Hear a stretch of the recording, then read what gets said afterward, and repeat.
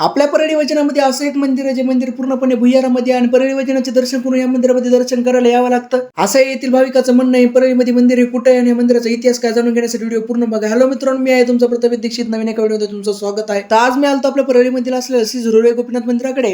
या मंदिरामध्ये भगवान विष्णू देवाचे इथे प्रभू वैजनाथामुळे वास्तव्य असून हरी म्हणजे विष्णू आणि हर म्हणजे महादेव. यामुळे परळी शहरामध्ये हरिहर तीर्थ दिसून येते असे भाविकांचे म्हणणे आहे. हे मंदिर पूर्णपणे 200 वर्ष जुना आहे आणि मंदिरामध्ये असलेले भुयार 10 फूट खोल आहे आणि या मंदिरामध्ये असलेली 4 फुटाची भगवान विष्णूची सुंदर अशी मूर्ती सुद्धा आहे. भुयाराच्या द्वारे मंदिराच्या आतमध्ये आलो. या ठिकाणी असं सुद्धा म्हणलं जातं की दर्शनामुळे आयुष्य सुद्धा वाढतं आणि आरोग्य सुद्धा सुधारतं आणि या ठिकाणी मनोकामना सुद्धा पूर्ण होतं असे भक्तांचे विश्वास सुद्धा आहे. आणि या मंदिरामध्ये असलेल्या काकाने आपल्याला हे सुद्धा सांगितलं की या मंदिरामध्ये असलेले झुरळ एखाद्या व्यक्तीच्या अंगावर पडले त्या व्यक्तीला भाग्यवान सुद्धा म्हणले जाते अशी ही श्रद्धा सुद्धा आहे. आणि मंदिरामध्ये असलेली भगवान विष्णूची मूर्ती चतुर्भुज असून आणि भगवान विष्णूंच्या हातामध्ये शंख, चक्र, गदा आणि पद हे असे आयुध सुद्धा आहेत. या ठिकाणी मंदिरात दर्शन करून मंदिराच्या बाहेर निघालो. मित्रांनो, तुम्ही सुद्धा परळी वैजनाचे दर्शन झाल्यानंतर या मंदिराला दर्शनाला अवश्य या.